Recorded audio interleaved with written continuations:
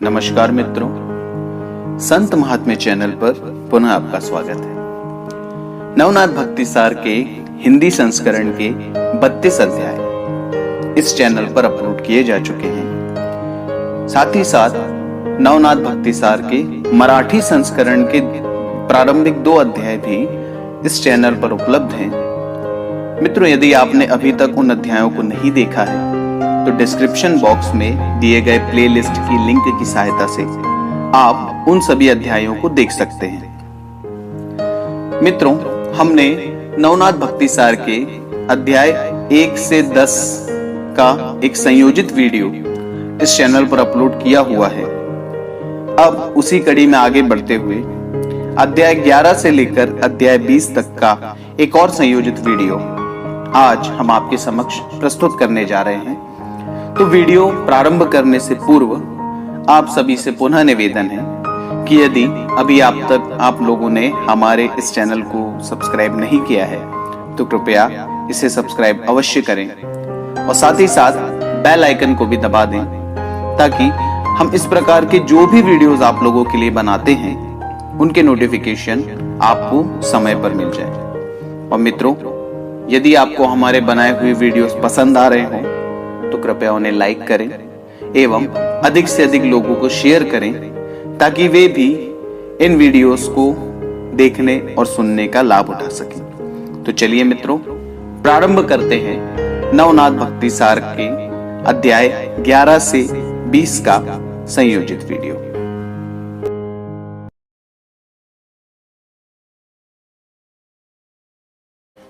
बद्रिकाश्रम पहुंचकर मच्छिंद्रनाथ ने गोरक्षनाथ समेत शिवालय में प्रवेश किया एवं महादेव की स्तुति की। उनके स्तवन से प्रसन्न होकर महादेव ने उन्हें दर्शन दिए एवं मच्छिंद्रनाथ तथा गोरक्षनाथ को हृदय से लगाकर बोले, हे मच्छिंद्र, आपने गोरक्षनाथ को योग दीक्षा प्रदान की एवं सभी विद्याओं का भी अभ्यास करवाया, किंतु तपस्या किए बिना उन विद्याओं का प्रभाव फलित नहीं होगा। अतः गोरक्ष को इसी स्थान पर तपस्या में बिठाओ एवं उसकी बिल्कुल भी चिंता मत करना, क्योंकि मैं स्वयं अपनी देखरेख में उसकी तपस्या करवाऊंगा। महादेव के वचन सुनकर मच्छिंद्रनाथ को अत्यंत हर्ष हुआ एवं उन्होंने गोरक्षनाथ को महादेव के अधीन कर अपनी आगे की तीर्थ यात्रा आरंभ की। तीर्थ यात्रा करते हुए मच्छिंद्रनाथ गया, प्रयाग एवं काशी होते हुए रामेश्वरम पहुंचे। वहां बजरंगबली से भेंट कर उन्हें वंदन किया, जिससे मारुति अत्यंत प्रसन्न हुए। बजरंगबली ने मच्छिंद्रनाथ से कहा, हे मच्छिंद्र, विगत 24 वर्षों से मैं आपकी प्रतीक्षा कर रहा हूं। आपने मुझे स्त्री राज्य में जाने का वचन दिया था, अतः अब उस वचन को पूर्ण करने का समय आ गया है। मारुति के वचन सुनकर मच्छिंद्रनाथ ने अपनी सहमति दर्शाई, जिससे बजरंगबली को अत्यंत हर्ष की अनुभूति हुई। 3 दिन तक रामेश्वरम में विश्राम करके बजरंगबली एवं मच्छिंद्रनाथ गौड़ बंगाल होते हुए स्त्री राज्य पहुंचे। स्त्री राज्य की राजकुमारी मैनाकिनी सुंदर, पुण्यशील, वैभव संपन्न, कला प्रवीण एवं कार्यकुशल थी। उस राज्य में केवल स्त्री ही थी एवं सभी प्रकार के कार्य भी केवल स्त्रियां ही करती थीं। मारुति एवं मच्छिंद्रनाथ के वहां पधारने पर मैनाकिनी ने उनका यथोचित सत्कार किया एवं तत्पश्चात मारुति को वंदन करते हुए बोली, हे कपिश्रेष्ठ, आपके साथ आए हुए अतिथि का कृपया परिचय दीजिए। इस पर मारुति ने उत्तर दिया, हे महारानी, मैंने आपको पूर्व में वचन दिया था कि मच्छिंद्रनाथ नामक योगी यहाँ आकर आपके पुरुष सहवास की इच्छा पूर्ण करेंगे। ये वही महायोगी हैं। मारुति के वचन सुनकर मैनाकिनी को अत्यंत हर्ष की अनुभूति हुई। 3 दिनों के विश्राम के पश्चात मारुति ने रामेश्वरम की ओर प्रस्थान किया। कालांतर में मच्छिंद्रनाथ के सहवास के कारण मैनाकिनी को एक सुंदर पुत्र प्राप्ति हुई एवं उसका नाम मीननाथ रखा, जो स्वयं मच्छिंद्रनाथ के पिता उपरिचर वसु का ही अंशावतार थे। मच्छिंद्रनाथ को स्त्री राज्य में लगभग 3 वर्ष बीत गए थे। उसी समय हस्तिनापुर में महाराज जन्मेजय के 7वें वंशज बृहद्रवा नामक राजा राज्य कर रहे थे। एक बार उनके मन में सोम यज्ञ करने की इच्छा हुई, अतः ब्राह्मणों को आमंत्रित कर सोम यज्ञ आरंभ करवाया गया। उस यज्ञ में 1 वर्ष तक अग्नि को आहुति प्रदान की गई एवं 1 वर्ष पश्चात पूर्णाहुति प्रदान कर यज्ञ कार्य संपन्न किया गया। पूर्व काल में महादेव द्वारा तृतीय नेत्र की ज्वाला से कामदेव को भस्म किया गया था। वही मदन अग्नि के गर्भ में पल रहे थे एवं नव नारायण में से एक अंतरिक्ष नारायण ने उस देह में संचार किया। बृहद्रवा के यज्ञ प्रसंग में इसी गर्भ को अग्नि ने यज्ञ कुंड में डाल दिया एवं पूर्णाहुति के पश्चात उसी यज्ञ कुंड से एक तेजस्वी बालक का जन्म हुआ। राजा के मुख्य पुरोहित अत्यंत ज्ञानी थे। उन्होंने उस दिव्य बालक की उत्पत्ति की कथा राजा को सुनाई एवं अग्निदेव द्वारा पुत्र रूपी प्रसाद प्राप्त कर राजा को अत्यंत हर्ष हुआ। राजा ने उस बालक को अपनी पत्नी सुलोचना को सौंपते हुए कहा, प्रिय, ये अवश्य कोई अवतारी महात्मा है, अतः आप अपने पुत्र मीनकेता की तरह ही इसका भी पालन पोषण करें। महारानी को यह जानकर अत्यंत हर्ष की अनुभूति हुई। तत्पश्चात उन्होंने उस बालक का नाम जालिंधर रखा। कालांतर में राजा के मन में जालिंधर का विवाह करने की इच्छा हुई। उसने अपने पुरोहित को जालिंधर हेतु योग्य कन्या तलाशने के लिए भेजा। जब यह बात जालिंधर को पता चली तो उन्होंने अपनी मां से कहा, मां, पत्नी का क्या अर्थ होता है एवं वह कैसी होती है? यह सुनकर सुलोचना ने कहा, मेरे जैसी ही होती है बेटा, जैसी मैं हूं ना वैसी ही। तत्पश्चात जालिंधर ने यही बात अपने मित्रों से पूछी एवं उन्होंने स्त्री पुरुष के शारीरिक एवं वैवाहिक संबंधों के बारे में अभिनय करके उनको बताया तथा उनकी अज्ञानता के कारण उनका मजाक भी उड़ाया। ये सब सुनकर जालिंधर नाथ को गहरा आघात पहुंचा कि स्त्री तो मां समान होती है, किंतु अन्य लोगों द्वारा स्त्री के संदर्भ में बताई गई बातें कितनी अशोभनीय हैं। इन सब बातों से खिन्न होकर जालिंधर नाथ अघोर वन में निकल गए। राजा ने उन्हें ढूंढने का बहुत प्रयत्न किया, किंतु वे असफल रहे। एक दिन भटकते हुए जालिंधर नाथ थक कर जंगल में ही सो गए एवं उसी समय अचानक उस वन में दावानल हो गया। उग्र रूप धारण किए हुए अग्निदेव जैसे ही जालिंधर के पास पहुंचे, वे उसे तुरंत पहचान कर सौम्य हो गए एवं सोचने लगे कि मैंने तो इस बालक को राजमहल में छोड़ा था, किंतु ये यहाँ पर कैसे पहुंचा। ऐसा सोचकर वे चिंता मग्न हो गए। उन्होंने वात्सल्य से जालिंधर को उठाकर उसकी जांच पड़ताल की। तब जालिंधर ने उनका परिचय पूछा। तब अग्निदेव ने कहा, पुत्र, तुम्हारा मां और बाप दोनों मैं ही हूं। यह सुनकर जालिंधर नाथ को अत्यंत आश्चर्य हुआ। तब उनका समाधान करने हेतु अग्निदेव ने उन्हें उनके जन्म का सारा वृत्तांत सुनाया। मित्रों, नवनाथ भक्ति सार का 11 अध्याय यहीं पर समाप्त होता है।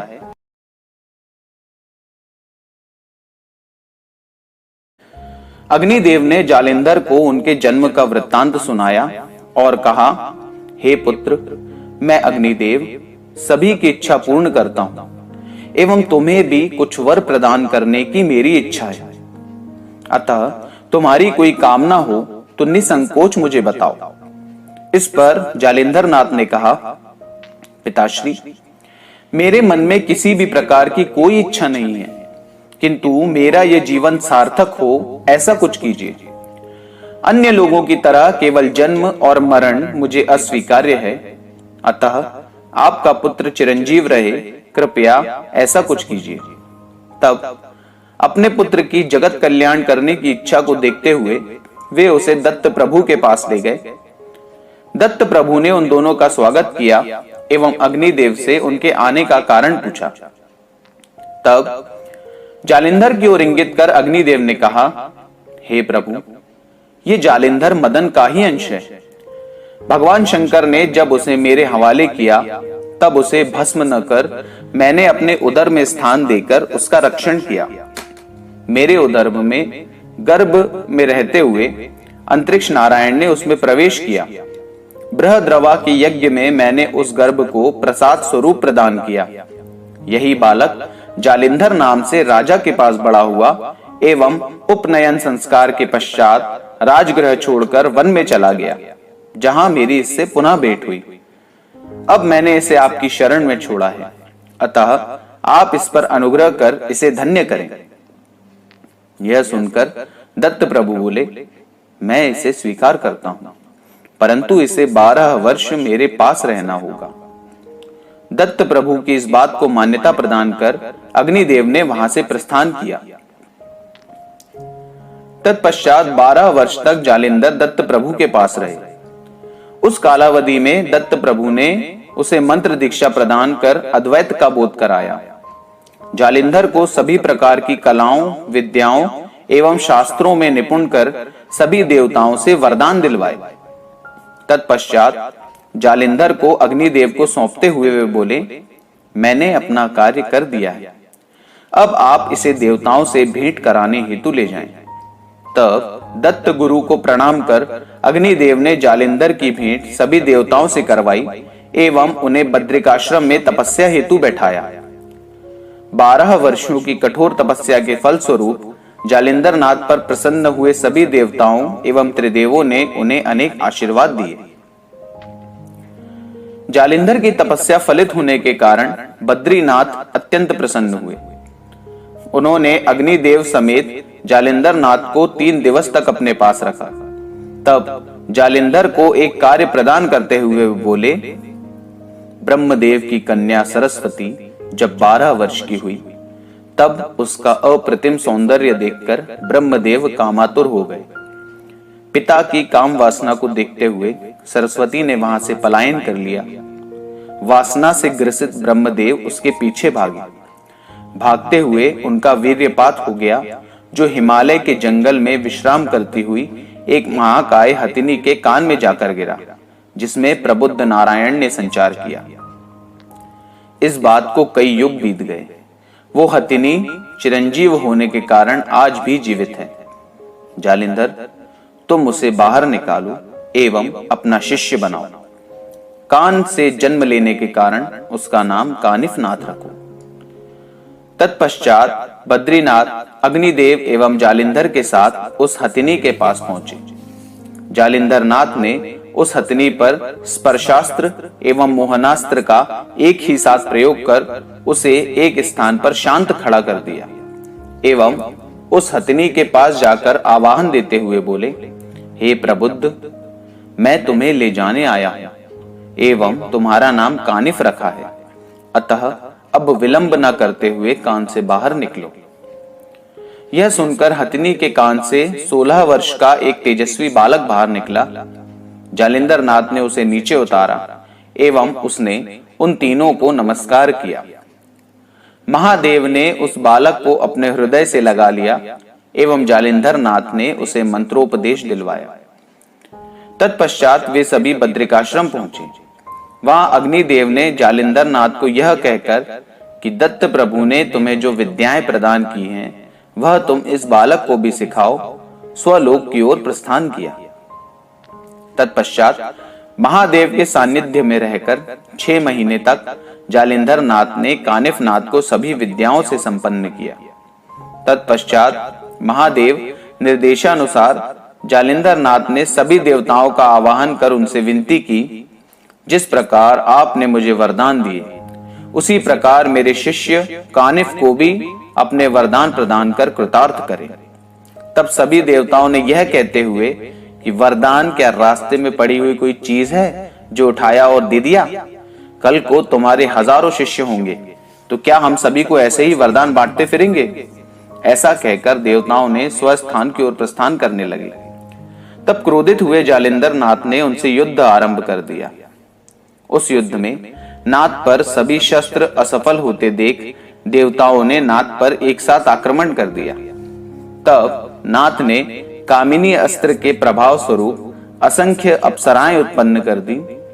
तब काम मोहित हुए उन देवताओं को अप्सराओं ने बेर के झाड़ पर ले जाकर बांध दिया एवं देवताओं के सभी वस्त्रों को उतारकर जालिंधर नाथ के समक्ष लाकर रख दिया।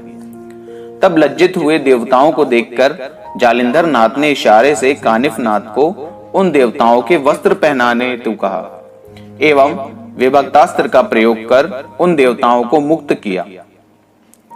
नाथ के सामर्थ्य को समझकर उन देवताओं ने कानिफ नाथ को वरदान संपन्न किया एवं जालिंधर नाथ को भी शाबरी विद्या में सहयोग का वचन देकर अपने अपने लोकों की ओर प्रस्थान किया। मित्रों, नवनाथ भक्ति सार का 12वां अध्याय यहीं पर समाप्त होता है।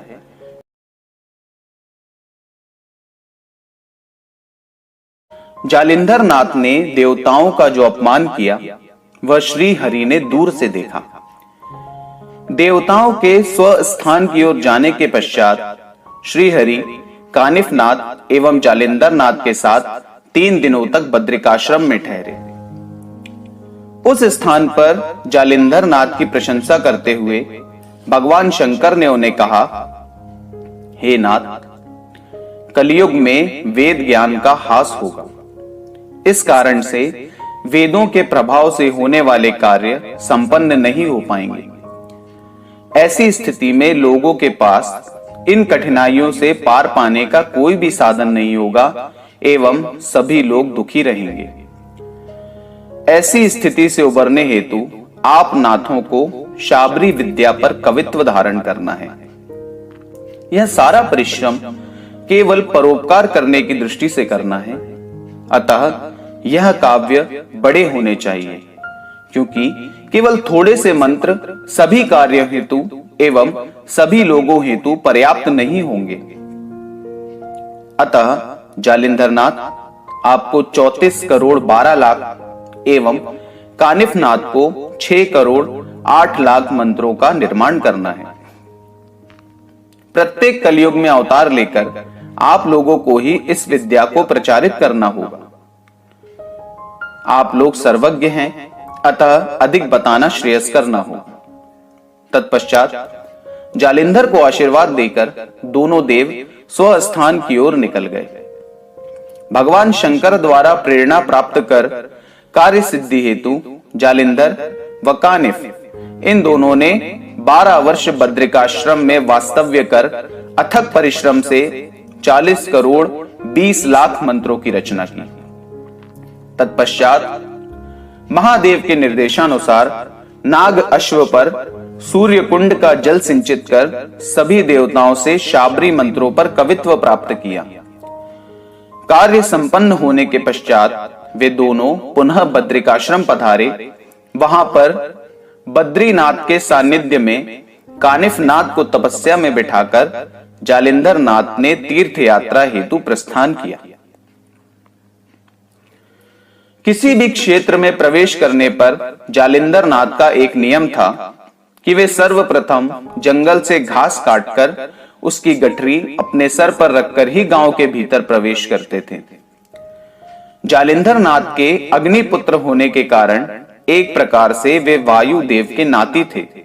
अतः गठरी का बोझ उनके सर पर न हो, इस हेतु वायु देव उस गठरी का बोझ स्वयं धारण करते थे, जिस कारण से चलते समय जालिंधर नाथ के सर एवं घास की गठरी के बीच एक रिक्त स्थान निर्मित हो जाता था। साथ ही साथ वह गठरी जालिंधर नाथ के सर पर तैरती हुई सी प्रतीत होती थी।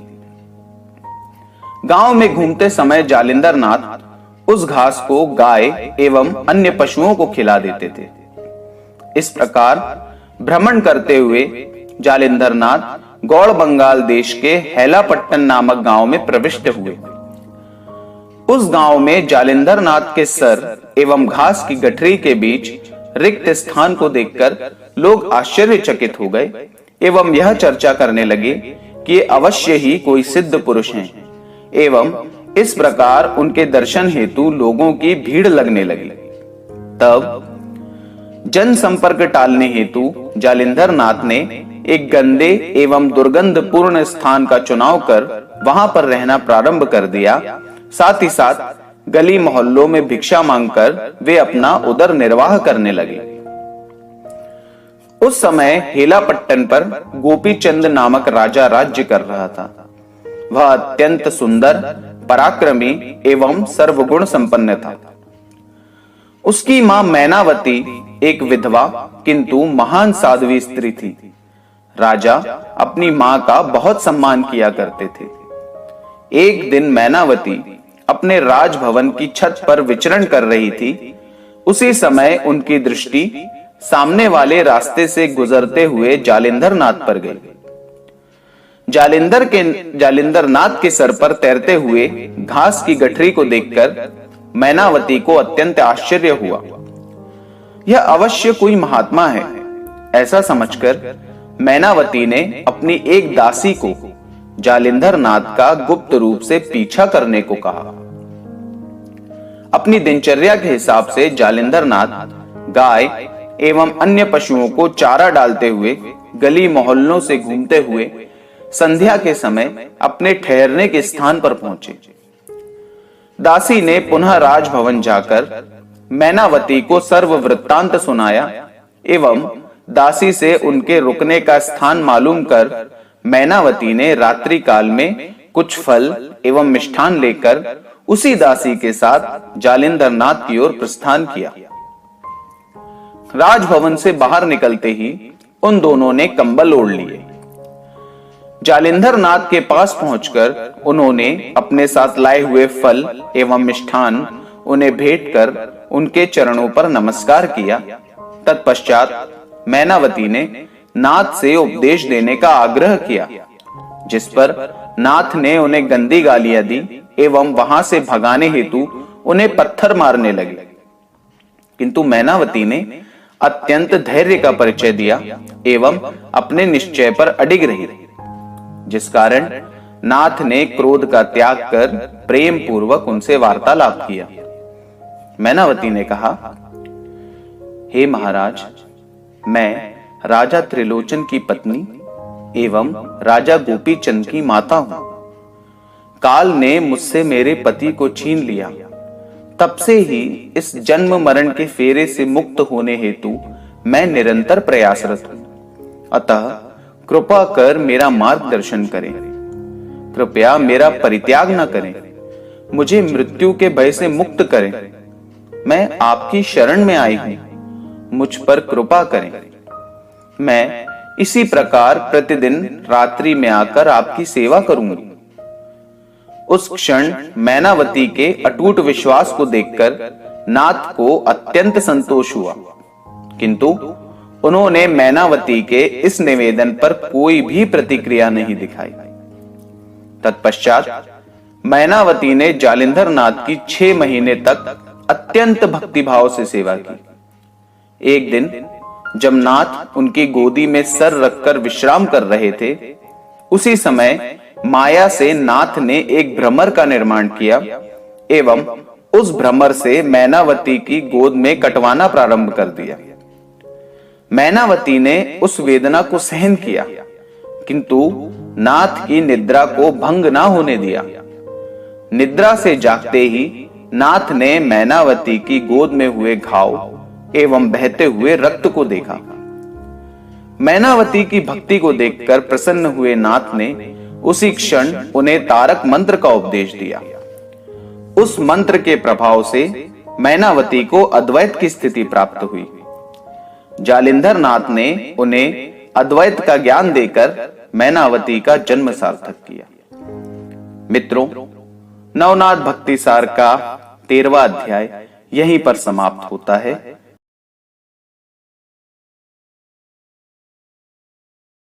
जालिंधर नाथ से प्राप्त उपदेश के कारण मैनावती का जन्म सार्थक हो गया, किंतु मैनावती की यह प्रसन्नता ज्यादा समय तक नहीं टिकी। जैसे मेरा जन्म सार्थक हुआ, वैसे ही मेरे पुत्र का जन्म भी सार्थक हो, इस विचार से मैनावती का मन अत्यंत व्याकुल हो गया। माघ के महीने में एक दिन मैनावती धूप में छत पर बैठी हुई थी। उसी समय नीचे स्थित प्रांगण में गोपीचंद के स्नान की तैयारी हो रही थी।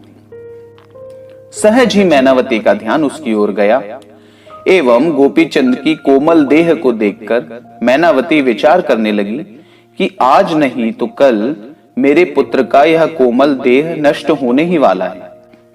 इस विचार से मैनावती का मन अत्यंत व्याकुल हो गया एवं उनके नेत्रों से अश्रु प्रवाहित होने लगे, जो नीचे खड़े गोपीचंद के शरीर पर गिरे एवं चौंक कर उसने ऊपर की ओर देखा तथा अपनी मां को रोता देखकर वह तुरंत भागकर उनके पास पहुंचा एवं उसने प्रश्न किया, मां, आप क्यों रो रही हैं? आपको किस बात का दुख है? आपका किसी ने अपमान किया या आपकी सेवा में कोई कमी रह गई क्या? इस पर मैनावती ने कहा, पुत्र, आज तुम्हें देखकर मुझे तुम्हारे पिता की याद आ गई। वे भी तुम्हारी तरह ही सुंदर एवं पराक्रमी थे, किंतु अंततः वे काल के गाल में समा गए। तुम्हारे साथ ऐसा ना हो ऐसी मेरी इच्छा है, किंतु तुम इस वैभव विलास में उलझकर अपने मूल्यवान जीवन को किस प्रकार व्यर्थ कर रहे हो, यही देखकर मुझे रोना आ गया। मां की वेदना को जानकर गोपीचंद का मन द्रवित हो गया। उसने अपनी मां से कहा, मां, आप उचित कह रही हैं, किंतु मुझे अमृतत्व प्रदान करने वाला गुरु आखिर मिलेगा कहां? इस पर मैनावती ने उत्तर दिया, पुत्र, गुरु प्राप्ति हेतु तुम्हें कहीं जाने की आवश्यकता नहीं। भगवत कृपा से जालिंधर नामक एक महान योगी हमारे राज्य में पधारे हैं। तुम श्रद्धा पूर्वक उनकी शरण में जाओ, वे अवश्य तुम्हें ब्रह्म सनातन करेंगे। किंतु गोपीचंद पर तो भौतिक सुखों की आसक्ति इतनी अधिक थी कि राजपाट त्याग करने के विचार से ही वह व्याकुल हो गया।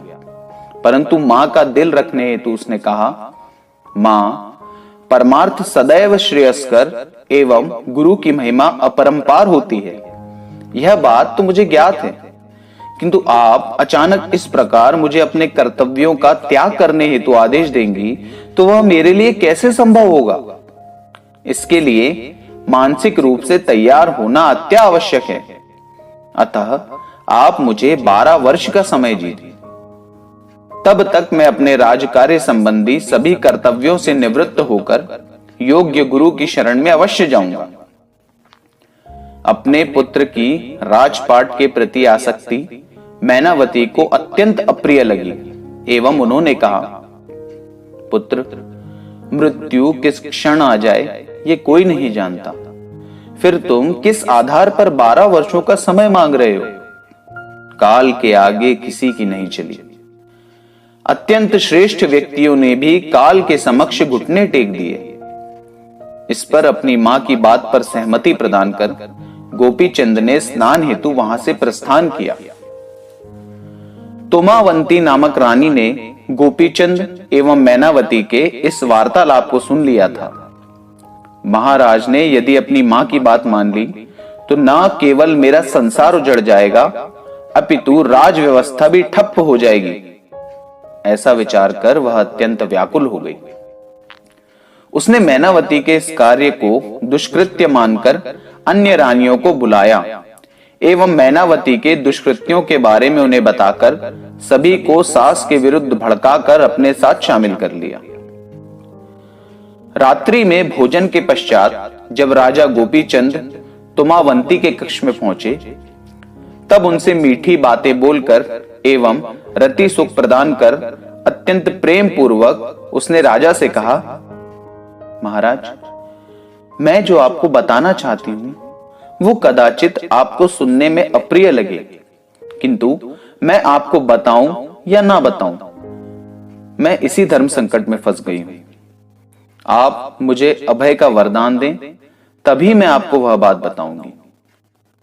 अपनी प्रिय रानी को अभय प्रदान कर राजा ने उसे अपनी बात कहने का अवसर दिया। इस पर तुमावंती ने कहा, महाराज, हमारे राज्य में जालिंधर नामक कोई ढोंगी आया है एवं राजमाता के उसके साथ कुछ संबंध हैं, ऐसी बातें सुनने में आई हैं। आपको तीर्थ यात्रा में भेजकर राजमाता उस ढोंगी को राजगद्दी पर बिठाकर राज्य सुख भोगना चाहती हैं, किंतु मेरा सौभाग्य है कि उचित समय पर मुझे ये बात पता चल गई। अब आगे क्या करना है इसका निर्णय आप स्वयं ही करें। तुमावंती की बातें सुनकर गोपी चंद अत्यंत क्रोधित हो गया एवं रातों रात अपने विश्वास पात्र मंत्रियों एवं सेवकों की सहायता से जालिंदर नाथ को विश्वासघात पूर्वक उसने एक अंधकूप में फेंकवाकर उसे घोड़े की लीद से भरवा दिया। प्रातःकाल जब मैनावती को यह पता चला कि जालिंदर नाथ राज्य छोड़कर प्रस्थान कर गए हैं, तब उनके शोक की कोई सीमा न रही एवं तुमावंती ने भी चैन की सांस ली। इधर जालिंदर नाथ ने गड्ढे में गिरते ही वज्रास्त्र एवं आकाशास्त्र का प्रयोग कर स्वयं को सुरक्षित किया एवं योग्य समय की प्रतीक्षा करने लगे। मित्रों, नवनाथ भक्तिसार का 14वां अध्याय यहीं पर समाप्त होता है।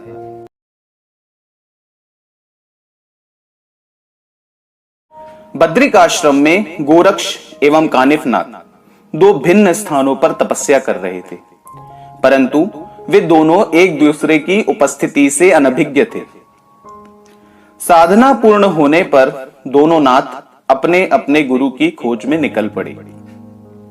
जहां कानिफनाथ ने उत्तर की ओर, वहीं गोरक्षनाथ ने दक्षिण की ओर प्रस्थान किया। भ्रमण करते हुए गोरक्षनाथ हेलापट्टन पहुंचे, जहां द्वारपालों से उन्होंने मच्छिंद्रनाथ के विषय में चर्चा की। तब द्वारपालों ने उन्हें बताया कि हे महाराज, लगभग 10 वर्ष पूर्व आपके द्वारा बताई गई वेशभूषा के जालिंधर नाथ नामक योगी का इस देश में आगमन हुआ था एवं उस चमत्कारी संत के सर पर भूसे की गठरी तैरती रहती थी। द्वारपालों द्वारा दी गई जानकारी से गोरक्षनाथ ने यह निष्कर्ष निकाला कि हो ना हो किसी कारणवश मेरे गुरु मच्छिंद्रनाथ नाम बदलकर इस राज्य में पधारे थे। गुरु को प्राप्त करने की लालसा से गोरक्षनाथ ने उस नगर में प्रवेश किया। भिक्षाटन करते हुए वे ठीक उसी स्थान पर पहुंचे जहां गोपी चंद ने जालिंदर नाथ को गड्ढे में दफनाया था एवं एक घर के समक्ष भिक्षा हेतु अलख निरंजन का उद्घोष किया। उनकी ध्वनि सुनकर जालिंदर नाथ ने गड्ढे के अंदर से ही आदेश का उद्घोष किया। तब उनकी ध्वनि सुनकर गोरक्षनाथ बोले, मुझे आदेश कहने वाले जति महाराज, आप कहां हैं? कृपया अपना परिचय दीजिए। तब जालिंदर नाथ ने अपना परिचय देते हुए स्वयं को पृथ्वी के गर्भ में दबा बताया एवं गोरक्षनाथ से उनका परिचय पूछा। तब गोरक्षनाथ ने भी अपना एवं अपने गुरु का परिचय देते हुए प्रश्न किया, महाराज, आपकी ऐसी स्थिति किस प्रकार हुई? तब जालिंदर नाथ ने गोरक्षनाथ को सर्व वृत्तांत सुनाया, जिसे सुनकर अति क्रोधित हुए गोरक्षनाथ ने गोपी चंद को दंड देने की मंशा प्रकट की, परंतु जालिंदर नाथ ने उन्हें शांत किया एवं किसी को कुछ भी ना बताने का भी आदेश दिया। उन्होंने गोरक्षनाथ से कहा कि तीर्थ यात्रा के दौरान यदि तुम्हें मेरा शिष्य कानिफ मिले तो उसे सब सत्य अवश्य बताना। जालिंदर नाथ की बात को मान्यता देकर गोरक्षनाथ ने तीर्थ यात्रा हेतु जगन्नाथपुरी की ओर प्रस्थान किया। इधर दूसरी ओर कानिफनाथ भी जन कल्याणकारी उपदेश देते हुए अपने गुरु की खोज में निकले थे। उनके साथ 700 शिष्य भी थे। तीर्थ यात्रा करते हुए कानिफनाथ स्त्री राज्य पहुंचे। स्त्री राज्य जाने वाला कोई भी पुरुष जीवित नहीं बचता, ऐसी जनश्रुति को सुनकर कानिफनाथ के शिष्य अत्यंत भयभीत थे। वे स्त्री राज्य जाने का साहस नहीं कर पा रहे थे। उन्हें आपस में कानाफूसी करते देख कानिफनाथ ने उनके मन में धैर्य एवं आत्मविश्वास जगाने हेतु एक लीला दिखाने का विचार किया। स्त्री राज्य की ओर जाने का मार्ग छोड़कर अन्य सारे मार्गों में उन्होंने स्पर्शास्त्र का प्रयोग किया एवं अपने शिष्यों से कहा, मैं अपने गुरु पर अटूट श्रद्धा एवं गुरु द्वारा प्रदत्त विद्या पर विश्वास रखते हुए स्त्री राज्य में प्रवेश करने जा रहा हूं। परंतु आप में से जिस किसी को भी भय लग रहा हो वह वापस लौट सकता है। गुरु के वचन सुनकर केवल 7 शिष्यों को छोड़कर बाकी के शिष्य वापस लौटने लगे, किंतु कुछ दूरी पर जाते ही स्पर्शास्त्र के प्रभाव के कारण वे भूमि से चिपक कर रह गए। तब नाथ ने विभक्तास्त्र से मंत्रित विभूति को अपने 7 शिष्यों के मस्तक पर लगाया एवं उन्हें जाकर अन्य सभी शिष्यों के ऊपर एक एक शिला रखने का आदेश दिया। स्पर्शास्त्र के प्रभाव के कारण शिला उनके शरीर से चिपक गई एवं शरीर का भार कई गुना बढ़ जाने के कारण वे सभी शिष्य पीड़ा से तिलमिलाने लगे एवं गुरु पर किए अविश्वास की क्षमा याचना करने लगे। शेष बचे 7 शिष्यों ने यह सारा वृत्तांत कानिफनाथ को सुनाया। कानिफनाथ ने विभक्तास्त्र का प्रयोग कर उन शिष्यों को मुक्त किया एवं पुनः अपने 700 शिष्यों के साथ स्त्री राज्य की ओर प्रस्थान किया। संध्या होते तक वे सभी स्त्री राज्य की सीमा में पहुंच गए एवं कानिफनाथ ने अपने शिष्यों को विश्रांति हेतु वहीं पर डेरा डालने का आदेश दिया। उस रात बजरंगबली भुब्बुकार करने हेतु जब स्त्री राज्य में प्रवेश कर रहे थे, उसी समय वे भी स्पर्शास्त्र के प्रभाव में आ गए, किंतु उन्होंने अस्त्र का अपमान नहीं किया। उसी क्षण उनकी दृष्टि नाथ संप्रदाय के जत्थे पर पड़ी एवं उन्हें यह समझते देर नहीं लगी कि इस अस्त्र का प्रयोग किसी नाथ के द्वारा ही किया गया है। तब मारुति ने सोचा कि अगर ये नाथपंथी स्त्री राज्य में प्रवेश कर गए तो अवश्य ये मच्छिंद्रनाथ को आत्मबोध कराकर अपने साथ ले जाएंगे और इस कारण मैनावती को उनके द्वारा दिया गया वचन भी भंग हो जाएगा। अतः इन्हें यहीं से डराकर भगाना ही श्रेयस्कर होगा। ऐसा विचार कर पवन पुत्र ने महाभयंकर एवं विकराल रूप धारण किया, जिसे देखकर सभी शिष्य भयभीत होकर कानिफनाथ के पास पहुंचे। कानिफनाथ ने अपने शिष्यों को ढाढ़स बंधाते हुए हनुमान से युद्ध करने का निश्चय किया। तत्पश्चात 2 महायोद्धाओं के मध्य युद्ध आरंभ हुआ। बजरंगबली ने शिला एवं पर्वतास्त्र के प्रयोग से कानिफनाथ के वज्रास्त्र को निस्तेज किया। तब क्रोधित हुए नाथ ने कालिकास्त्र, इंद्रास्त्र, आग्नेयास्त्र एवं वायुस्त्र का एक साथ प्रयोग कर बजरंगबली को असहाय कर दिया। उस समय पवन देव एवं वरुण देव ने हस्तक्षेप कर मारुति एवं कानिफनाथ के युद्ध को विराम करवाया। तब बजरंगबली ने इस शर्त पर कि कानिफनाथ किसी भी प्रकार का उपदेश देकर मच्छिंद्रनाथ का हृदय परिवर्तन करने का प्रयास नहीं करेंगे, उन्हें स्त्री राज्य में प्रवेश करने की अनुमति प्रदान की। कानिफनाथ ने भी मारुति के वचनों को अपनी सहमति प्रदान कर स्त्री राज्य में प्रवेश किया। किसी नाथ के आगमन की सूचना पाकर मच्छिंद्रनाथ के मन में चिंता उत्पन्न हुई कि अगर ये गोरक्ष हुआ तो अवश्य ही वह मुझे अपना राजपाट त्याग कर पुनः ले जाने का प्रयास करेगा। किंतु अपनी चिंता मुख पर प्रकट किए बिना वे आगंतुक से मिलने निकल पड़े एवं जब उन्होंने देखा कि ये मेरा शिष्य गोरक्ष नहीं, तब उन्होंने चैन की सांस ली। तत्पश्चात मच्छिंद्रनाथ ने कानिफनाथ को 1 महीने तक अपने पास रखकर उनकी खूब आवभगत की। मित्रों, नवनाथ भक्ति सार का 15वां अध्याय यहीं पर समाप्त होता है।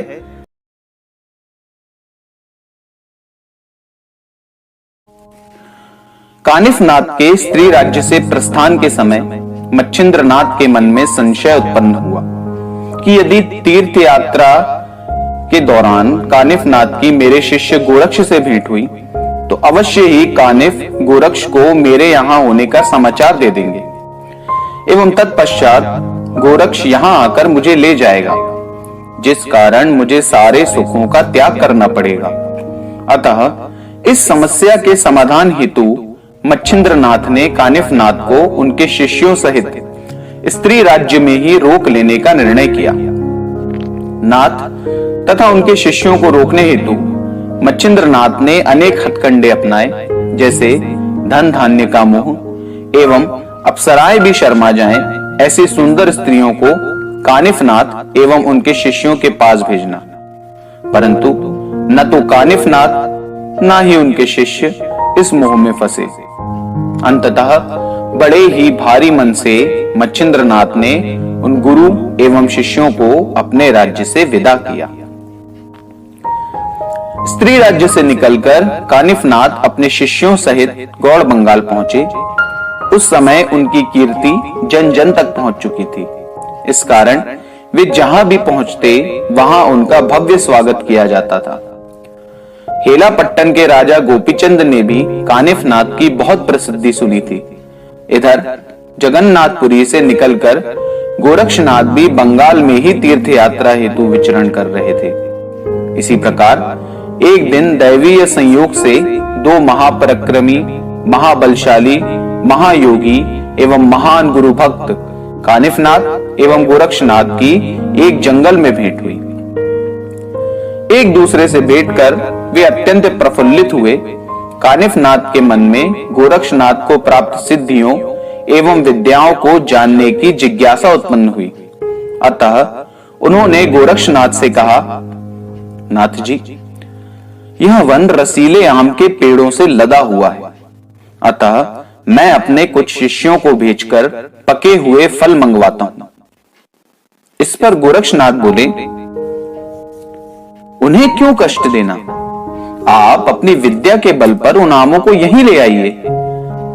तब कानिफनाथ ने विभक्तास्त्र एवं आकर्षणास्त्र के प्रयोग स्वरूप रसीले आमों का ढेर लगा दिया, जिसका नाथों सहित सभी शिष्यों ने रसास्वादन किया।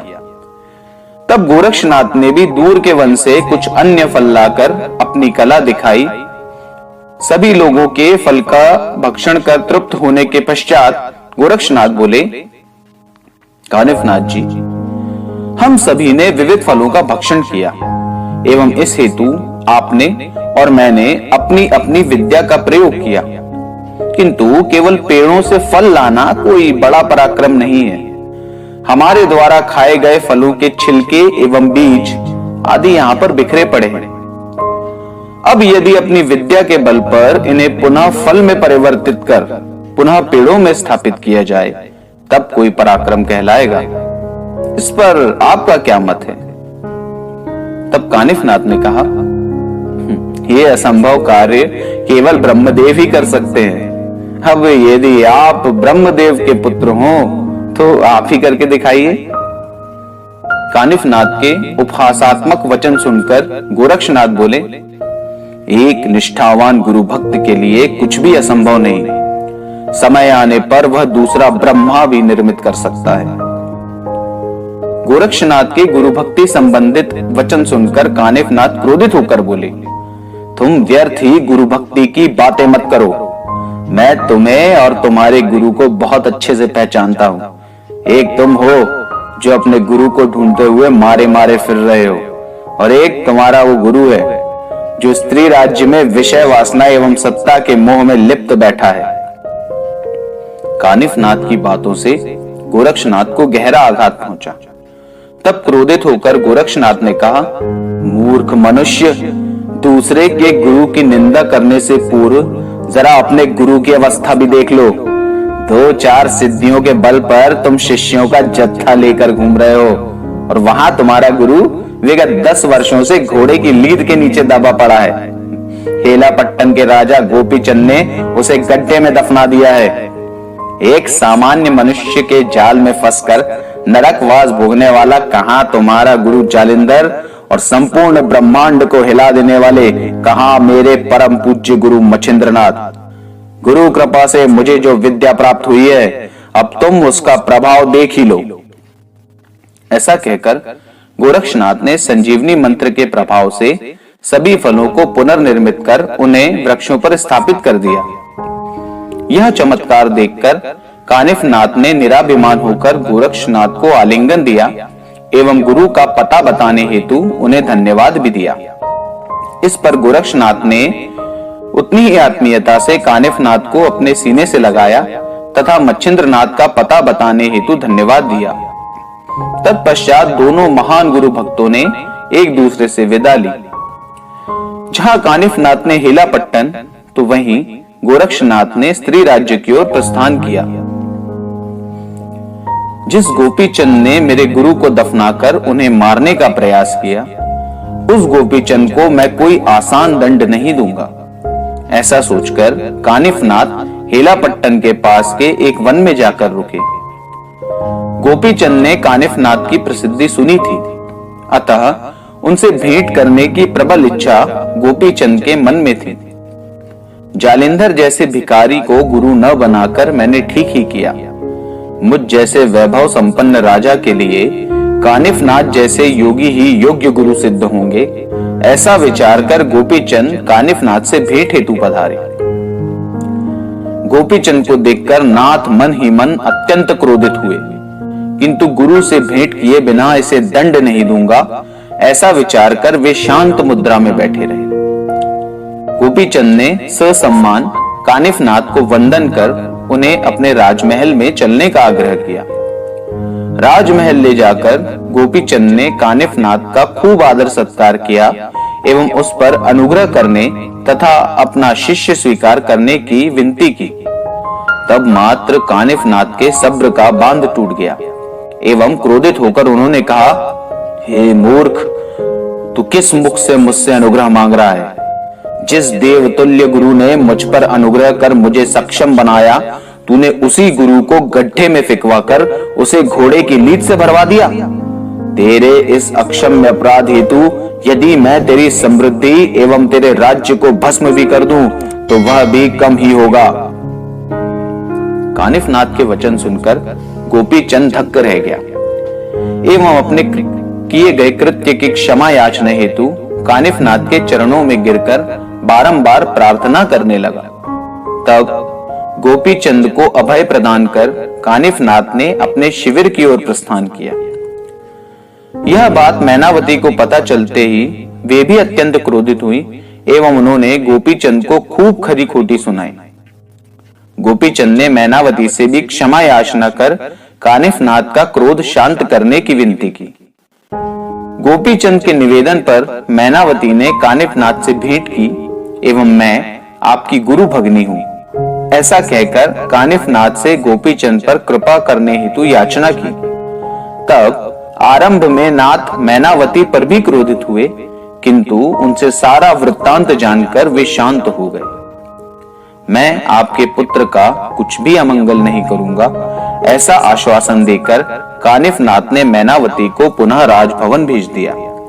मैनावती ने राजमहल जाकर यह बात गोपीचंद को बताई, जिससे उसका भी डर कुछ कम हो गया। मित्रों, नवनाथ भक्तिसार का षोडश अध्याय यहीं पर समाप्त होता है।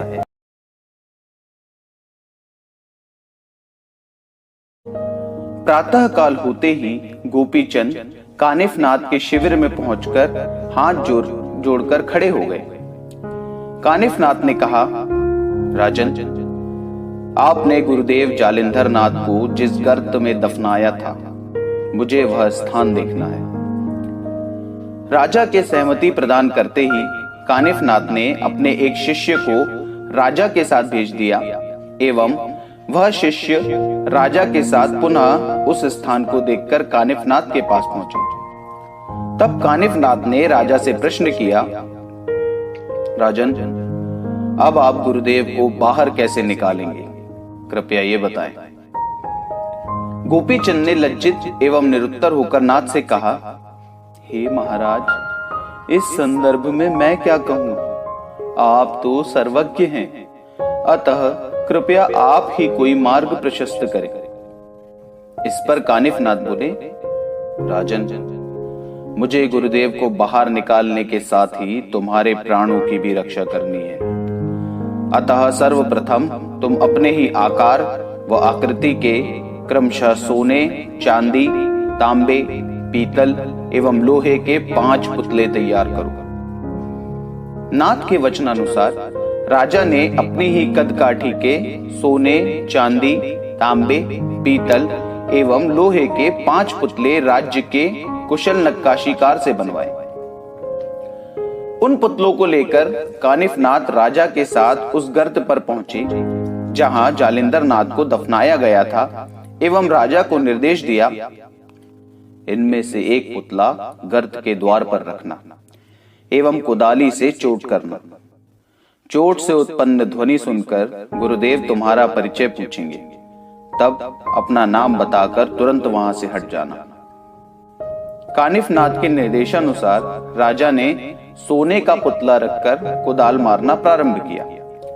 कुदाल की ध्वनि सुनकर जालिंदर नाथ ने प्रश्न किया, कौन कुदाल मार रहा है?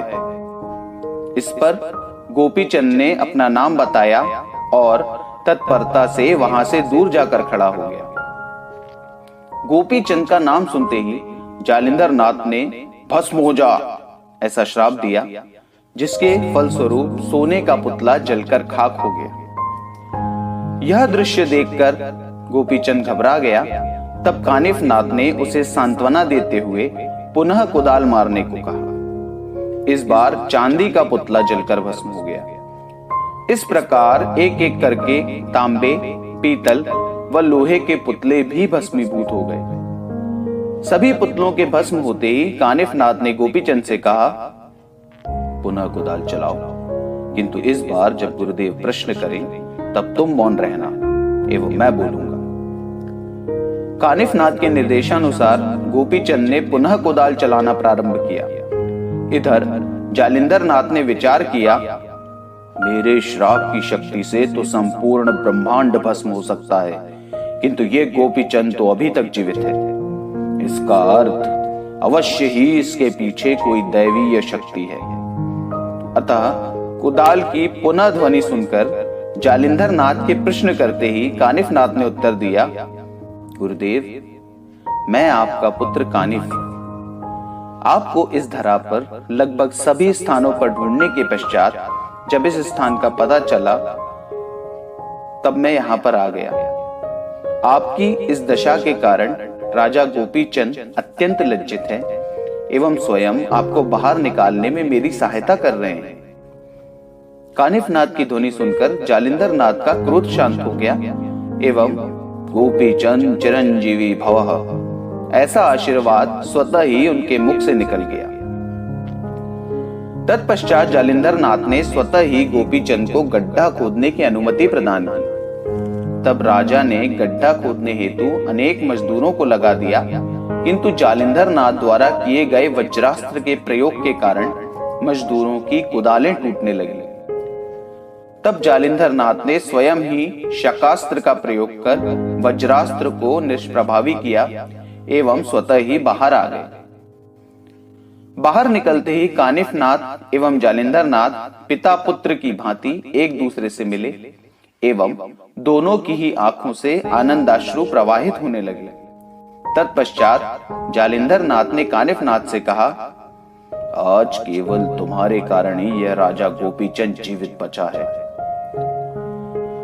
जालिंदर नाथ के मुख से यह बात सुनकर गोपीचंद उनके चरणों में दंडवत हो गया एवं अपने किए पापों की क्षमा याचना करने लगा।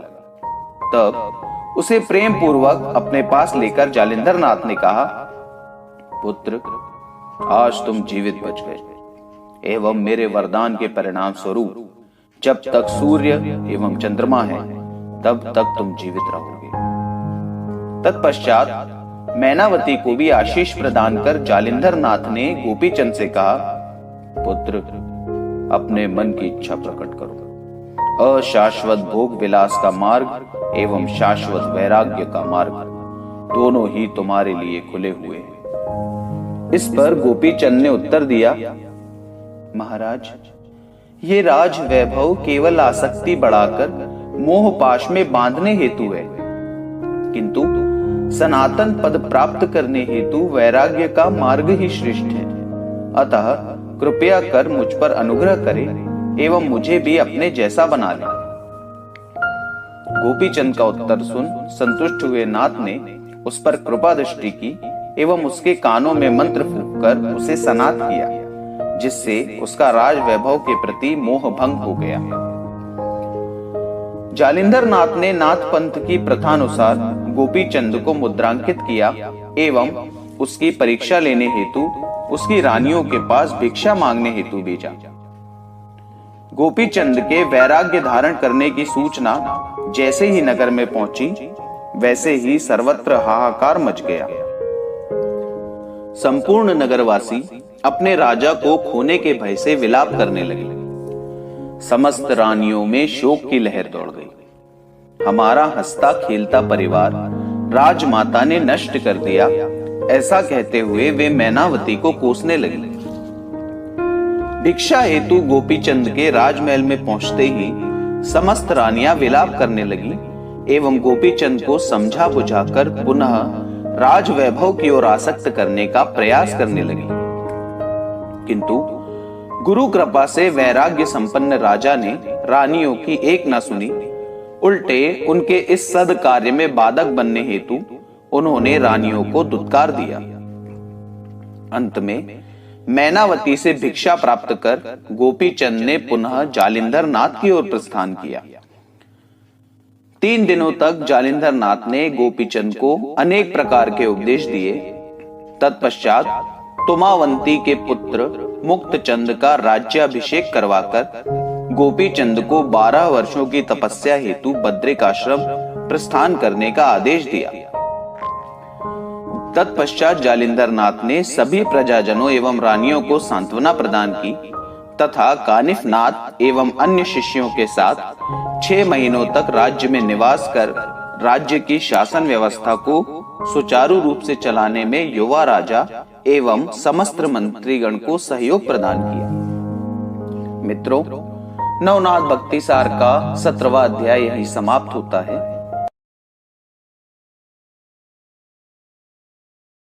जालिंधर नाथ की आज्ञा अनुसार तपस्या हेतु बद्रिकाश्रम जाते हुए गोपीचंद रास्ते में पड़ने वाले गांवों से भिक्षाटन करते हुए आगे बढ़ रहे थे।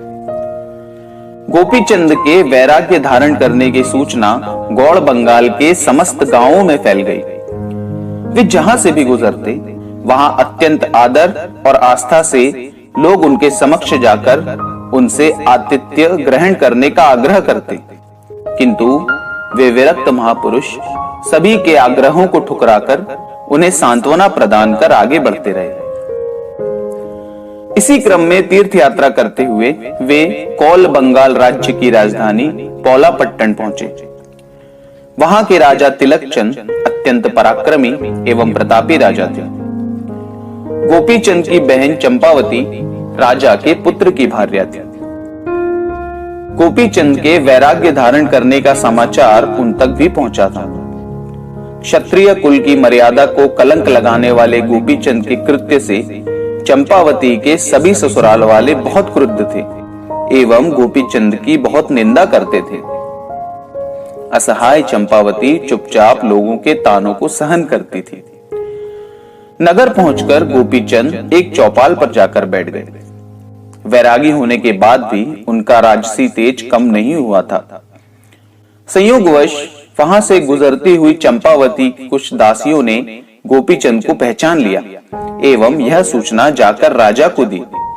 तब यह सोचकर कि मेरी बहू का भाई इस अवस्था में यहाँ आया है, यदि यह सूचना गांव में फैल गई तो मेरी बहुत बदनामी होगी। राजा ने गोपीचंद को अश्वशाला में ले जाकर वहीं कुछ खिला पिलाकर चुपचाप नगर से बाहर भगाने की योजना बनाई। उसने दासियों को अपनी योजना समझाकर उन्हें वहां से गोपीचंद को लाने भेज दिया। राजा की योजना अनुसार उन्होंने गोपीचंद को समाचार दिया कि राजा ने आपकी बहन चंपावती से भेंट हेतु आपको राजवाड़े में आमंत्रित किया है। तब यह सोचकर कि चलो जाते जाते अपनी बहन से मिलता चलूं, उन्होंने दासियों के साथ जाना स्वीकार कर लिया। दासियों ने गोपीचंद को राजवाड़े के पश्चिम भाग से ले जाकर अश्वशाला में बैठा दिया। तत्पश्चात गोपीचंद से यह कहकर कि आप यहीं प्रतीक्षा कीजिए, चंपावती एवं अन्य लोग आपसे भेंट करने यहीं पर आएंगे। समस्त दासियों ने वहां से प्रस्थान किया। राजा के पास जाकर उन्होंने गोपीचंद के आगमन की सूचना प्रदान की। तब रानी ने पंच पकवान की थाली गोपीचंद के भोजन हेतु दासी के हाथों से भिजवा दी। उस विरक्त महापुरुष ने मान अपमान की चिंता किए बिना समत्व की दृष्टि से भोजन को ग्रहण किया। राज स्त्रियां ये सारा दृश्य देख रही थी। चंपावती की एक ननद ने उसे वहां लाकर ये दृश्य दिखाया एवं यह देखकर कि समस्त राज स्त्रियां उसके भाई का अपमान करते हुए उस पर हंस रही हैं, चंपावती अत्यंत व्याकुल हो गई।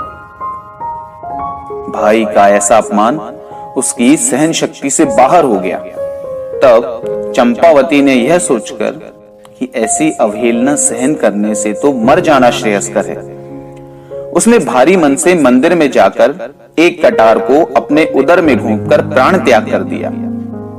इधर गोपीचंद अपना भोजन समाप्त करने के पश्चात दासियों से बोले, मैंने अपना भोजन कर लिया है, अतः कृपया अविलंब मुझे मेरी बहन से मिलवा दीजिए। दासियां जब चंपावती को बुलाने गईं, तब मंदिर में रक्त की धार एवं चंपावती के मृत शरीर को देखकर उनकी चीख निकल गई। दासियों का कोलाहल सुनकर जब चंपावती के सास ससुर एवं अन्य संबंधी वहां पहुंचे तो ये अनिष्ट देखकर दंग रह गए एवं इस दुर्घटना का दोष गोपीचंद्र पर डालकर उन्हें कोसने लगे। राजमहल में मचे हुए हाहाकार को सुनकर गोपीचंद ने अश्वशाला के द्वार पर स्थित प्रहरियों से पूछताछ की। तब सत्य जानकर गोपीचंद को गहरा आघात पहुंचा। मैं यहां आया और चंपावती की मृत्यु का कारण बन गया। यदि ऐसी सूचना जन सामान्य तक पहुंची तो वे इस दुर्घटना हेतु मुझे ही कोसेंगे। ऐसा सोचकर वे अत्यंत उदास हो गए। कुछ समय पश्चात चंपावती की अंतिम यात्रा शमशान हेतु राजमहल से निकली। गोपीचंद भी उस अंतिम यात्रा में शामिल हो गए। तब चलते चलते उनके मन में विचार आया, अब पीछे हटने का कोई लाभ नहीं। चंपावती को जीवित कर इन लोगों को नाथ पंथ का सामर्थ्य दिखाना अनिवार्य है, तभी मुझ पर कलंक लगाने वाले इन लोगों की बोलती बंद होगी। तब गोपीचंद ने समस्त लोगों को अपनी ओर आकृष्ट कर कहा, मेरी बहन के शव को अग्नि मत दीजिए, मैं अपने गुरु जालिंधर नाथ को लेकर आऊंगा, वे अवश्य ही चंपावती को पुनः जीवित कर देंगे।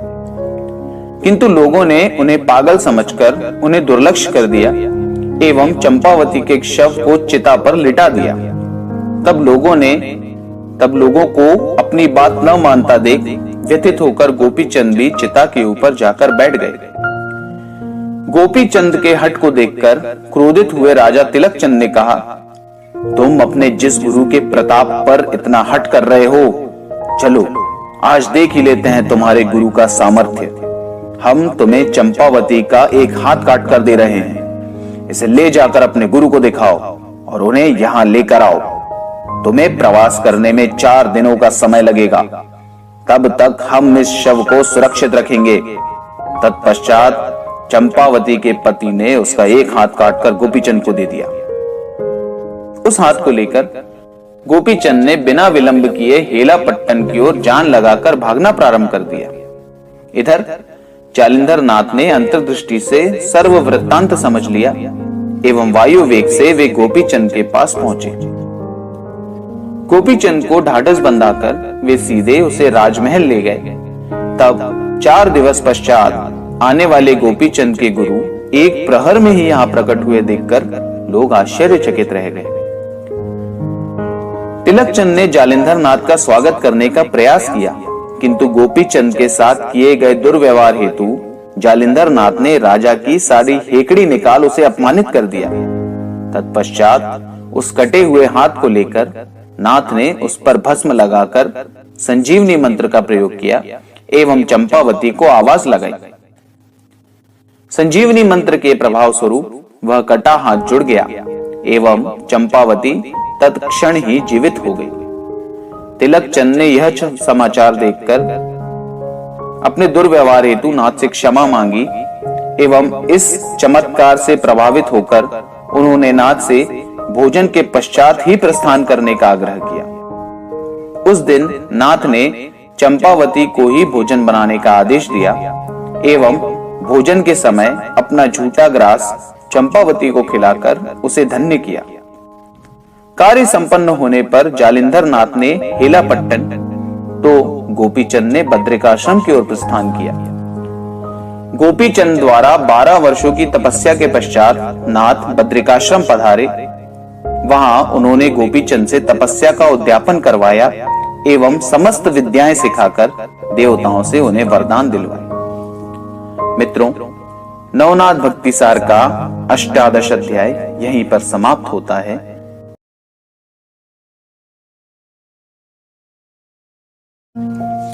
कानिफ नाथ द्वारा अपने गुरु मच्छिंद्र नाथ के निवास स्थल का पता चलते ही गोरक्षनाथ स्त्री राज्य की सीमा में पहुंच गए।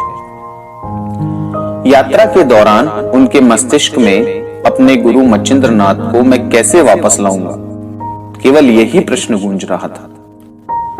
मच्छिंद्र नाथ भोग विलास में लिप्त हो चुके हैं। ऐसे में वो मुझे पहचानेंगे क्या? क्या अपने किए कृत्य पर उन्हें पछतावा होगा या फिर वे मुझे ही ना पहचान कर दुत्कार देंगे? ऐसे समय में उन्हें अपना सामर्थ्य दिखाना ठीक होगा क्या? किंतु ऐसा करने पर मुझ पर गुरुद्रोह का लांछन भी लग सकता है, तब उसका क्या? इस प्रकार अनेक प्रकार के विचार करते हुए गोरक्षनाथ आगे बढ़ते जा रहे थे, किंतु तभी उनकी दृष्टि अपनी सखियों के साथ स्त्री राज्य की ओर जाती कलिंगा नामक एक वैश्या पर पड़ी। गोरक्षनाथ ने बिना समय गंवाए उसके पास जाकर स्त्री राज्य जाने का कारण पूछा। तब कलिंगा ने उत्तर दिया, स्त्री राज्य की महारानी मैनाकिनी कला एवं प्रतिभा का सम्मान करती हैं, अतः मैं अपनी सखियों के साथ उनके समक्ष अपनी नृत्य कला का प्रदर्शन करने जा रही हूं, जिससे हमें धन की प्राप्ति होगी। कलिंगा की बात सुन गोरक्षनाथ ने मन में विचार किया, स्त्री राज्य में प्रवेश करने का इससे अच्छा अवसर नहीं मिलेगा। मैं इनके साथ गुप्त रूप से स्त्री राज्य में प्रवेश कर अपने गुरु को ढूंढ पाऊंगा। तब निश्चय करके गोरक्षनाथ ने कलिंगा से प्रश्न किया, हे देवी, क्या आप मुझे अपने साथ स्त्री राज्य ले चलेंगी? इस पर कलिंगा ने उत्तर दिया, हमारे साथ चलने हेतु आपका किसी कला में पारंगत होना आवश्यक है। तो बताइए, कौन सी कला जानते हैं आप? तब गोरक्षनाथ ने कहा, मैं गायन एवं मृदंग वादन में पारंगत हूं। इस पर कलिंगा ने कहा, तो फिर दिखाइए अपना कौशल। इस प्रकार गोरक्षनाथ का कौशल देखने हेतु सभी स्त्रियां एक विशाल वृक्ष की छांव में बैठ गए। गोरक्षनाथ ने गंधर्व प्रयोग मंत्र से भस्म को अभिमंत्रित कर न केवल अपने कपाल पर लगाया, अपितु समस्त वाद्य यंत्रों पर लगाया एवं 10 दिशाओं की ओर उस भस्म को उछाल दिया। गंधर्व प्रयोग मंत्र के परिणाम स्वरूप समस्त वाद्य यंत्र स्वतः ही बजने लगे एवं साथ ही साथ समस्त पाषाण एवं वृक्ष गायन करने लगे।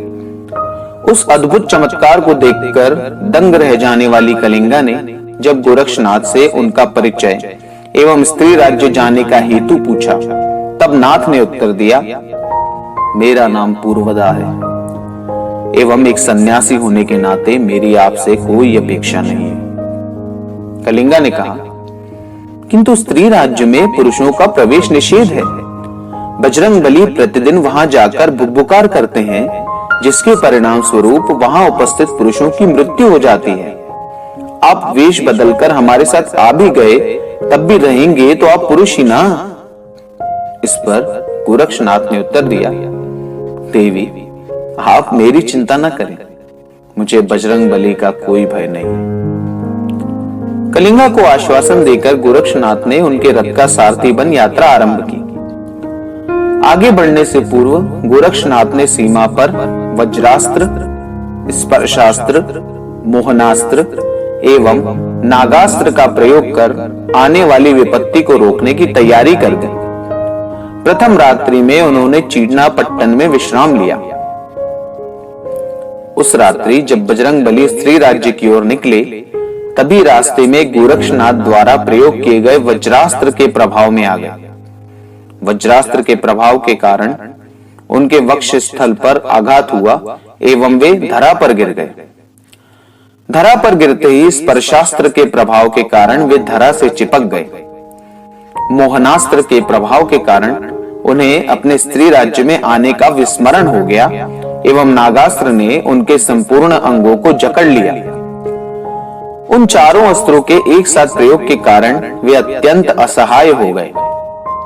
अत्यंत व्याकुलता से उन्होंने प्रभु श्री राम का स्मरण किया। तब अपने सबसे प्रिय भक्त की करुण पुकार को सुनकर प्रभु श्री राम स्वयं वहां प्रकट हुए।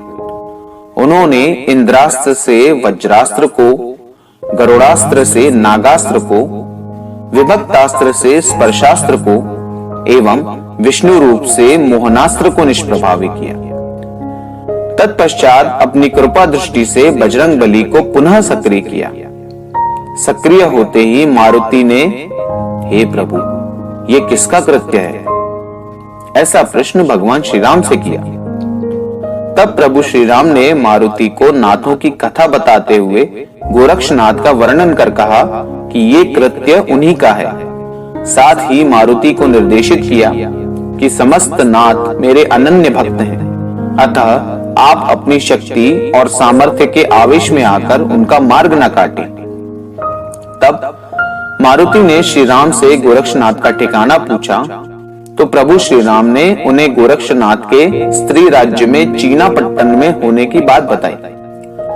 श्री राम से यथार्थ जानकर मारुति सोच में पड़ गए एवं कुछ समय पश्चात श्री राम से बोले, हे प्रभु, अवश्य ही गोरक्षनाथ मच्छिंद्रनाथ को स्त्री राज्य से ले जाने का प्रयत्न करेंगे।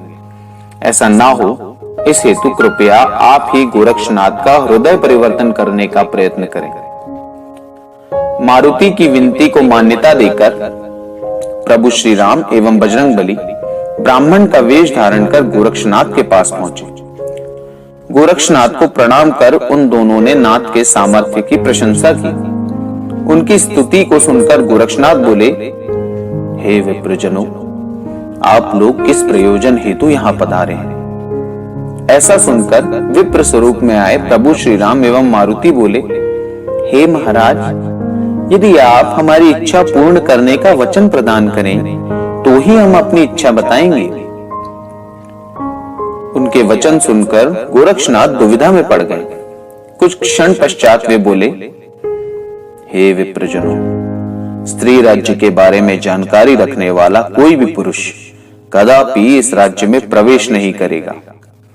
उस पर मेरे द्वारा बैठाई गई अस्त्र चौकी को पार कर यहाँ आना किसी सामान्य मनुष्य के लिए संभव नहीं। अतः कृपया अपने असली स्वरूप में आने का कष्ट करें। ऐसा कहकर नाथ ने दोनों विप्रों को वंदन किया। तब प्रभु श्री राम और मारुति अपने अपने असली स्वरूप में आए एवं गोरक्षनाथ से प्रसन्न होकर बोले, हे नाथ, हमें आपके यहाँ आने का प्रयोजन ज्ञात है। आप मच्छिंद्रनाथ से अवश्य भेंट करें, किंतु उन्हें यहां से ले जाने का प्रयत्न ना करें। इस पर गोरक्षनाथ ने उत्तर दिया, भगवान, हमारे जैसे तपस्वियों का इस प्रकार मोह माया व भोग विलास में पड़ना लांछनास्पद एवं अनुचित है। अब चाहे पृथ्वी रसातल में ही क्यों न चली जाए, परंतु मैं मच्छिंद्रनाथ को यहां से ले जाकर रहूंगा। कृपया मुझे समझाने का व्यर्थ प्रयत्न न करें, मेरा निर्णय अडिग है। नाथ की ऐसी वाणी सुनकर मारुति को क्रोध आ गया। मारुति को उग्र होता देख श्री राम तुरंत समझ गए कि अब ये युद्ध को तत्पर हो जाएंगे। अतः वे मारुति को समझाते हुए बोले, हनुमान, क्रोधित ना हो, तुमने अपने वचन को निभाया, केवल यही तुम्हारा कर्म था। परंतु अब नियति को जो स्वीकार है वही होने दो। तुम अकारण नियति के मार्ग में बाधा मत बनो। प्रभु श्री राम के वचन सुनकर मारुति का क्रोध शांत हो गया। तब यह सोचकर कि मेरे अस्त्रों के कारण प्रभु श्री राम को ऐसे आने का कष्ट उठाना पड़ा, नाथ ने प्रभु से क्षमा याचना की। तब नाथ की विनम्रता एवं सरल स्वभाव से प्रसन्न हुई श्री राम ने नाथ को अनेकों आशीर्वाद देकर स्वस्थान की ओर प्रस्थान किया। मित्रों, नवनाथ भक्ति सार का 9-10 अध्याय यहीं पर समाप्त होता है।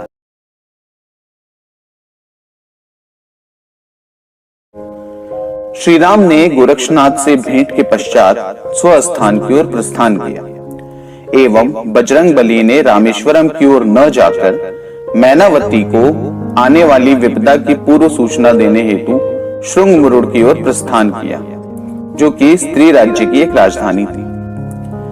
नगर में प्रवेश करते ही बजरंगबली सूक्ष्म रूप धारण कर मैनाकिनी के शयन कक्ष में पहुंचे। उन्होंने धीरे से मैनाकिनी को उठाया। जागते ही मैनाकिनी ने मारुति को प्रणाम किया। उसका प्रणाम स्वीकार कर बजरंगबली बोले, मैनाकिनी, मैं यहाँ एक अत्यंत महत्वपूर्ण समाचार देने आया हूं। मच्छिंद्रनाथ को तुम्हारे स्वाधीन कर मैंने अपने वचन का पालन किया, किंतु अब गोरक्षनाथ नामक एक भयंकर विपदा स्त्री राज्य की ओर बढ़ रही है। गोरक्षनाथ न केवल एक महापराक्रमी योगी है, अपितु तुम्हारे पति मच्छिंद्रनाथ का शिष्य भी है एवं अपने गुरु को स्त्री राज्य से ले जाने की मंशा रखता है। मैंने एवं स्वयं प्रभु श्री राम ने भी उसे रोकने का प्रयत्न किया, किंतु उसके दृढ़ संकल्प एवं गुरु भक्ति के आगे हम असफल हो गए। अब केवल तुम ही उसे ऐसा करने से रोक सकती हो। तुम्हें साम, दाम, दंड, भेद कोई भी नीति अपनाकर गोरक्ष को रोकना होगा, अन्यथा वो अपने गुरु मच्छिंद्रनाथ को यहां से लेकर ही जाएगा। मारुति के वचन सुनकर मैनाकिनी चिंताग्रस्त हो गई। समाचार देकर बजरंगबली ने भी मैनाकिनी से विदा ली। स्त्री राज्य की महारानी मैनाकिनी पद्मिनी एवं कीलोत्तला ऐसे दो अन्य नामों से भी प्रसिद्ध थी। मैनाकिनी की पूर्व गाथा इस प्रकार थी। मैनाकिनी पूर्व में सिंहल द्वीप में निवास करती थी।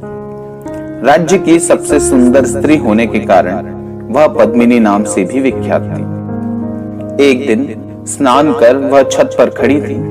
उसी समय ऊपरी चरवसु आकाश मार्ग से गमन कर रहे थे। गमन करते समय वायु के प्रवाह के कारण ऊपरी चरवसु के वस्त्र अव्यवस्थित हो गए, जिस कारण उनके दृष्टिगत गुप्तांग को देखकर पद्मिनी जोर से हंस पड़ी। पद्मिनी को इस प्रकार हंसता देखकर एवं उसके हंसने का कारण समझकर ऊपरी चरवसु अत्यंत क्रोधित हो गए एवं पद्मिनी को श्राप देते हुए बोले, इस प्रकार निर्लज्जता पूर्वक हंसकर तुमने मेरा जो अपमान किया है, इस हेतु मैं तुम्हें श्राप देता हूं कि तुम पथभ्रष्ट होकर स्त्री राज्य में पहुंच जाओगी, जहां तुम्हें किसी भी पुरुष के दर्शन तक नहीं होंगे।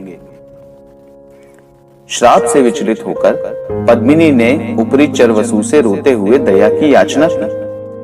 तब उसके पश्चाताप को देखकर ऊपरी चरवसु ने श्राप का निवारण बताते हुए कहा, मेरे श्राप के प्रभाव स्वरूप तुम स्त्री राज्य में जाओगी एवं वहां की रानी कीलोत्तला की मृत्यु के पश्चात तुम ही वहां की रानी बनोगी। आज संयोग से तुम्हारी दृष्टि मुझ पर पड़ी एवं मेरे साथ संसर्ग करने की तुम्हारी इच्छा उत्पन्न हुई, अतः तुम्हारी यह इच्छा मेरा पुत्र मच्छिंद्रनाथ पूर्ण करेगा एवं मैं स्वयं मीननाथ के रूप में तुम्हारा पुत्र बनकर जन्म लूंगा। मच्छिंद्रनाथ को प्राप्त करने हेतु तुम्हें बजरंगबली को प्रसन्न करना होगा एवं उनके द्वारा वर मांगने हेतु बोलने पर तुम्हें बजरंगबली को ही पति स्वरूप में प्राप्त करने की इच्छा व्यक्त करनी होगी। ब्रह्मचारी होने के कारण वे स्वयं को बचाने का प्रयास करेंगे एवं स्वयं ही मच्छिंद्रनाथ को तुम्हारे पास लाएंगे। कालांतर में तुम्हारा और मच्छिंद्रनाथ का विरह होगा एवं तुम पुनः श्राप मुक्त होकर सिंहल द्वीप पर आ जाओगी। तत्पश्चात ऊपरी चरवसु ने वहां से प्रस्थान किया। कालांतर में पद्मिनी स्त्री राज्य की राजधानी श्रृंगमुरुड़ में पहुंची। वहां एक चर्मकार स्त्री ने उसे आश्रय दिया। पद्मिनी भी उसके व्यवसाय एवं घर के कामकाज में हाथ बटाने लगी। एक दिन वृद्ध हो चुकी महारानी कीलोत्तला ने नई रानी के चुनाव हेतु एक हथिनी की सूंड में पुष्पमाला देकर उसे संपूर्ण नगर में भ्रमण करवाया। उस हथिनी ने पद्मिनी के गले में पुष्पमाला पहनाई एवं संपूर्ण प्रजा ने पद्मिनी को नई रानी स्वीकार कर उसका राज्याभिषेक करवाया। पद्मिनी ने राज्य सिंहासन पर बैठते ही पूर्व महारानी कीलुत्तला का नाम धारण किया। तत्पश्चात घोर तपस्या कर पद्मिनी ने बजरंग बली को प्रसन्न किया एवं बजरंग बली ने वर स्वरूप मच्छिंद्रनाथ को पद्मिनी की विषय वासना हेतु प्रस्तुत किया, जिसके परिणाम स्वरूप मीननाथ का जन्म हुआ। अब उपरिचिर वसु के उत्श्राप के परिणाम स्वरूप मच्छिंद्रनाथ एवं मैनाकिनी का वियोग निश्चित था, जिस हेतु निमित्त बनकर गोरक्षनाथ स्त्री राज्य पधार चुके थे। चीनापट्टन से प्रस्थान कर धीरे धीरे आगे बढ़ते हुए कलिंगा एवं अन्य लोग स्त्री राज्य की राजधानी श्रृंगमुरुड पहुंचे। वहां उन्होंने एक धर्मशाला में आश्रय लिया। राज्यसभा में पहुंचकर कलिंगा ने मच्छिंद्रनाथ एवं मैनाकिनी को प्रणाम कर अपने आने का प्रयोजन व्यक्त किया। कला प्रेमी होने के कारण मैनाकिनी ने उसी रात्रि में नृत्य एवं गायन का कार्यक्रम आयोजित करने का आदेश दिया। संध्या समय जब समस्त नर्तकियों का समूह नृत्य कार्यक्रम हेतु निकला, तब गोरक्षनाथ भी स्त्री वेश धारण कर उसी समूह में सम्मिलित हो गए। पूर्वदा नाम धारण किए हुए गोरक्षनाथ के स्त्री वेश के अभूतपूर्व सौंदर्य के आगे कलिंगा का रूप भी फीका पड़ गया।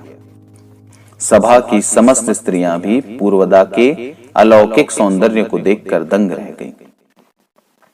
कार्यक्रम प्रारंभ होते ही कलिंगा की नृत्य एवं पूर्वदा के मृदंग कौशल ने सभी को मोहित कर दिया। उस क्षण राज सिंहासन पर बैठे मच्छिंद्रनाथ को देखकर गोरक्षनाथ के आनंद की कोई सीमा न रही। अपने गुरु को उनके अस्तित्व का ज्ञान कराने हेतु गोरक्षनाथ ने अपनी हस्तकला दिखाना प्रारंभ कर दिया। उनके मृदंग से चलो मच्छिंदर गोरख आया, चलो मच्छिंदर गोरख आया, चलो मच्छिंदर गोरख आया, ऐसी ध्वनि निकलने लगी, जिसे सुनकर मच्छिंद्रनाथ के मस्तिष्क पर एक जबरदस्त आघात पहुंचा। मैनाकिनी भी उस स्वर को सुनकर हिल गई एवं पूर्वदा के मृदंग से ही यह ध्वनि प्रवाहित हो रही है, ऐसा सत्य जानकर वह पूर्वदा को अपने साथ एकांत में ले गई। गोरक्षनाथ अपने असली स्वरूप में प्रकट हो गए, जिसे देखकर मच्छिंद्रनाथ ने अपने शिष्य को आनंद विभोर होकर गले से लगा लिया। कलिंगा से सर्व सत्य जानकर मच्छिंद्रनाथ ने गोरक्ष की गुरु भक्ति हेतु उनकी खूब प्रशंसा की। अपने शिष्य का समर्पण एवं प्रेम देखकर मच्छिंद्रनाथ के नेत्रों से आनंदाश्रु प्रवाहित होने लगे। तत्पश्चात उन दोनों गुरु शिष्य ने एक साथ भोजन किया एवं दूसरे दिन मच्छिंद्रनाथ अपने दोनों पुत्रों को लेकर राज्यसभा में प्रस्तुत हुए। मित्रों, नवनाथ भक्ति सार का 20वां अध्याय यहीं पर समाप्त होता है।